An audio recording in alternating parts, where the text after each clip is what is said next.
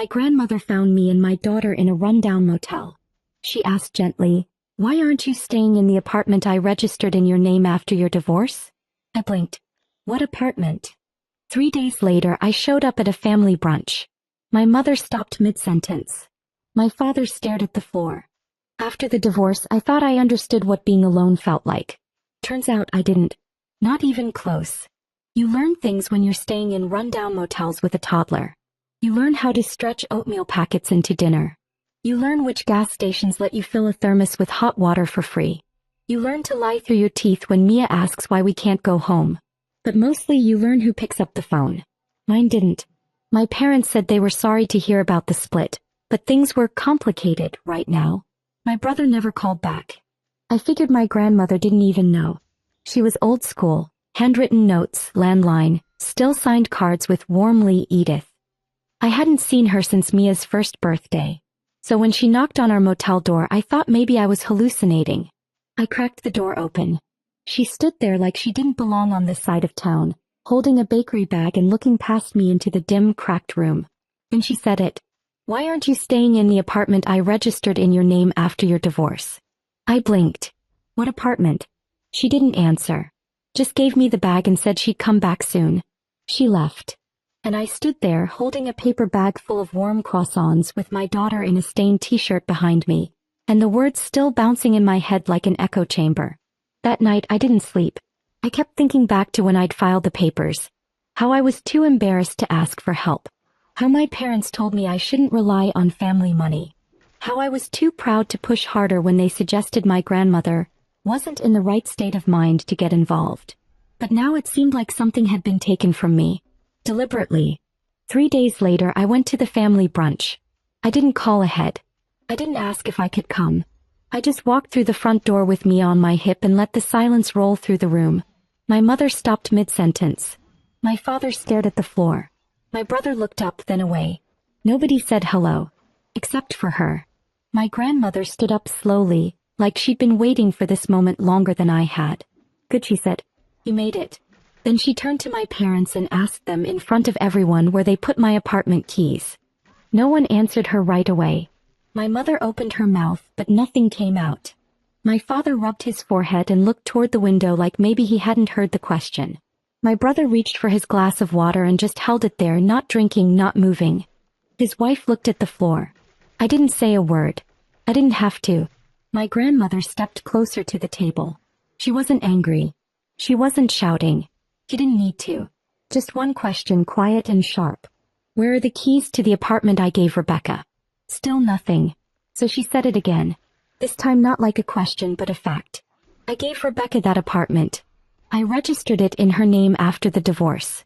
I did it to make sure she and Mia had somewhere safe to live.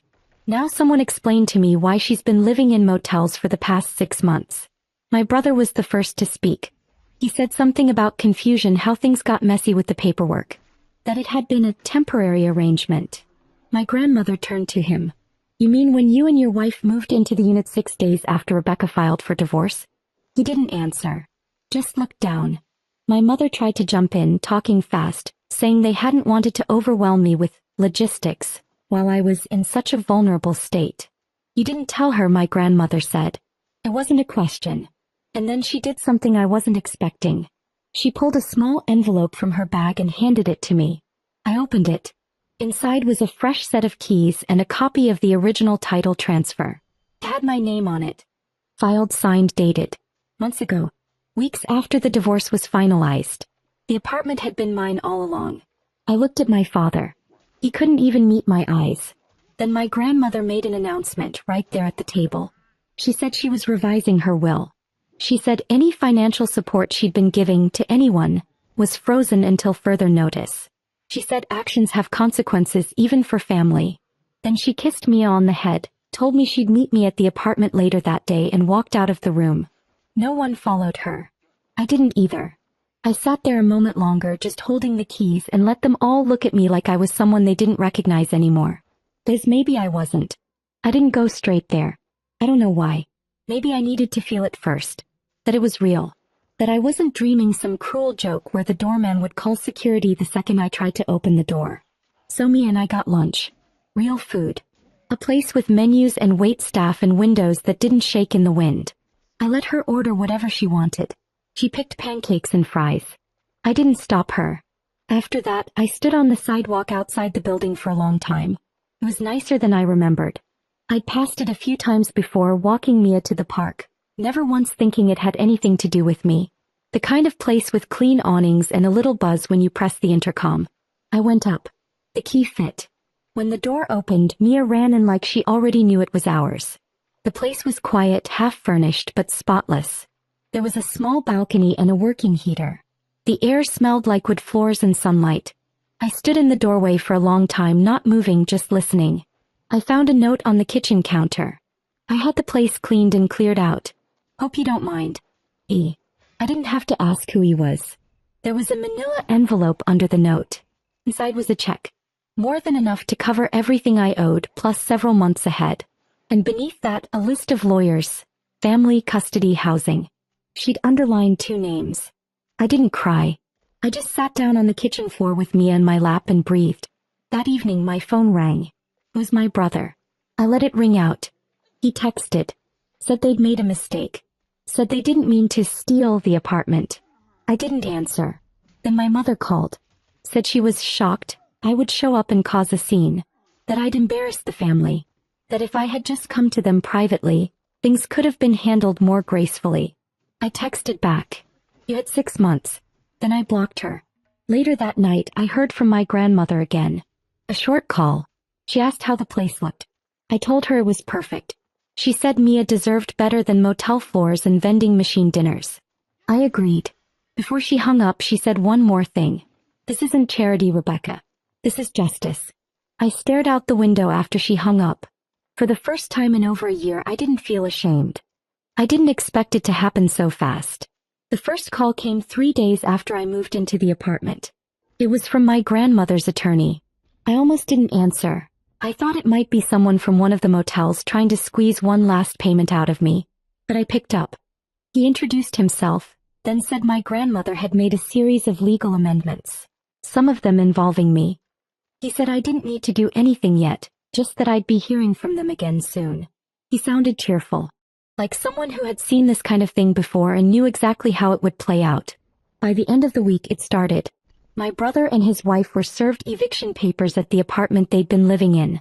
The one I now knew my grandmother had never actually signed over to them. She'd let them stay there temporarily, with conditions. One of them was that they help me if I ever needed support. They hadn't. I found out later they tried to argue their way out of it. Said they thought the apartment had been a gift. Said they didn't know anything about her intentions. The lawyer had receipts, email chains, text messages. One of them even said, "Don't tell Rebecca anything, she'll come running if she finds out." My grandmother sent me a screenshot of that one. She didn't say anything else with it. He didn't have to. Then came the freeze. The monthly allowance my parents had been living off for years. Gone. The consulting work my father did through the family trust. Cancelled. The extra car they'd leased? Returned. Credit cards. Suspended. My mom must have called everyone she knew to try and fix it, but none of them were willing to go up against my grandmother. She wasn't just rich. She was respected. Quiet but powerful. When she cut you off, people noticed. Then one afternoon she came by my apartment. She brought Mia a new coat and a puzzle. Sat with me at the kitchen table with a folder full of documents. Custody updates, daycare resources, long-term legal options. She didn't talk about the family. Not once. We just went through the paperwork together while Mia played in the other room. Right before she left, she asked me if the heat was working and if I'd had a chance to try the bakery down the block. I told her I had. That it was good. She smiled, kissed Mia goodbye, and walked out like she hadn't just burned an entire family tree to the ground. That night, I got a call from my mother. The voice on the other end didn't sound like her. She said she was disappointed in how I'd handled everything. That I'd made a spectacle. That I'd turned my grandmother against the family and destroyed something sacred. I asked her why she hadn't told me about the apartment. She said I wasn't ready for that kind of responsibility. I hung up. She called back. I didn't answer. A day later, my brother texted. Said they'd been forced to move in with our parents. That I had no idea what kind of damage I'd caused. He was right. I had no idea just how fragile the whole thing had been. I thought I was the broken one, staying in motels, scraping by, feeling like I was the one who'd failed. Turns out I was the only one not propped up by a lie. And I had something they'd never get back. The trust of the one person they underestimated. A week after the eviction notice, I went by the old apartment. The one my brother and his wife had been squatting in. The one that was supposed to be mine all along. The locks had already been changed. My grandmother had the place emptied and cleaned out. She didn't need to say it, but I knew she wanted me to see what they'd left behind. She met me out front, handed me the spare key, and told me I should see it for myself. I didn't bring Mia. I wasn't sure what I'd find. Inside, it was exactly what you'd expect from people who never thought they'd have to leave. Designer junk left in a rush. Drawers still half full. Clothes on hangers. Empty champagne bottles in the kitchen. Fridge full of takeout. A broken photo frame under the coffee table with all of them smiling in front of the apartment window like they'd earned it. There was a stack of unopened mail on the counter. Letters addressed to me. Medical bills. Final notices. A birthday card from my grandmother I never saw. They'd been taking my mail. Tossing it. Hiding it. I sat on the couch, still warm from the sun through the windows, and looked around. I had imagined this place for so long. Wondered if I was crazy to think it had ever existed. I wasn't crazy. I was erased. They took what was mine and lived in it like I didn't exist. All while I was rationing milk for my daughter and sleeping with my shoes on in case someone tried to open the motel door at night. That night I didn't sleep. Not out of anger. Just clarity. Things clicked into place in a way that made everything else look like static. They didn't just lie to me. They didn't ignore me. They wanted me out of the picture. Forgotten.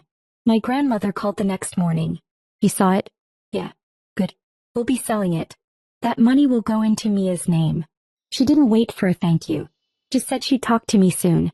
A few days later, I heard through someone at Mia's preschool that my mother was volunteering at the church thrift store. My brother picked up a temp job doing deliveries. My dad stopped showing up to the golf club altogether. No one said anything to me directly. No apologies. No explanations. Just silence. It was funny how quickly they disappeared when the money did. I started to feel something I hadn't in months. Maybe longer. Steady. It wasn't revenge. Not really. It was watching people fall off a pedestal they built with stolen bricks and realizing I never needed to climb it in the first place. Everything I had now was mine. And Mia's. And they couldn't touch a single piece of it. It was late fall when the letter came. I'd just come back from picking Mia up from preschool. She was laughing, talking about some clay animal she made in art class, and I was only half listening, watching her little sneakers leave leaf prints on the doormat. The envelope was sitting in the mailbox. Thick, cream-colored paper. My name written in my grandmother's tight, even handwriting. No return address. She never needed one. Inside was just one page. She wrote that the sale of the second apartment was complete. Every cent from the transaction had been placed into a trust. One that would belong solely to Mia. Not shared, not managed by anyone else. Locked until she turned 18 with every protection in place. Then at the bottom a single line. I gave them time to come clean. They chose silence. Now they get to live in it. No signature. Just that. I read it 3 times and folded it slowly like something sacred. Then I placed it in the drawer next to my bed. The same drawer where I kept Mia's birth certificate and the court papers that gave me full custody. My ex had stopped showing up to hearings. Stopped texting. When he realized I had legal representation and wasn't afraid anymore, he vanished. Just like the rest of them. And that became the strange, quiet theme of my life. They were just gone. No more calls from my mother. No more long voicemails dripping with guilt and revisionist history. My brother, who used to flood social media with vacation photos and hustle culture quotes, went completely dark. A distant cousin told me in passing that he was working nights at a storage facility and living with his in-laws. My parents apparently sold the house. Rumors circled around, money issues, a private matter, but no one asked them directly, because no one in our family ever really asked anything directly. They preferred to act like nothing ever happened, but something had. And it left a crater in the middle of everything they built. Meanwhile, my life was getting quieter, fuller, slower. I found work. Nothing glamorous but steady. A small legal assistant position, part-time. Enough to cover what the trust didn't. Enough to breathe. Mia got a spot in a good public school. We had routines now. Grocery trips. Library afternoons. Weekends at the park. We weren't rich. But we weren't afraid anymore. There were hard nights, sure. Days I felt the weight of everything that had been taken from me. Nights I'd wake up in that apartment, still surprised the roof was mine, and remember the flickering motel ceiling, the smell of old carpet, the way I used to keep my shoes on in case we had to run in the middle of the night. But now we had a life. And one night something strange happened. I got a call from an unknown number. I let it ring out like I always do. Then I checked the voicemail. It was my father. His voice was low, flat. No anger, no begging. Just a message. He said they were sorry. That things had gotten twisted. That maybe they'd convinced themselves it was all a misunderstanding. But that now, with everything gone, he could see clearly. He ended the message with something I hadn't heard in years. Take care of your daughter, Rebecca. We should have done better. I didn't call back. There was no point. It wasn't that I hated them. I just didn't owe them the version of me who used to hope they'd change. That version of me lived in a motel. This one owned a set of keys no one could take away. A few weeks later, my grandmother invited us to her place for tea. It wasn't formal. Just me and Mia, sitting on her old velvet couch, flipping through photo albums and drinking cocoa. At one point, she looked at me and said quietly, "You know, I always thought they'd protect you. That's what parents are supposed to do." I didn't say anything. She closed the album and looked out the window for a long moment, then said, "But blood isn't a promise. You learn that too late sometimes." And she was right. They could have had me in their lives. They could have had Mia. They chose to hide things, to manipulate, to leave us out in the cold while they smiled at brunches and pretended we were fine. And now they had nothing. We weren't a secret anymore. We were a family. A real one. Smaller maybe, but built on something solid. Not silence. Not lies. Just survival. Truth. And a future that no one else got to rewrite.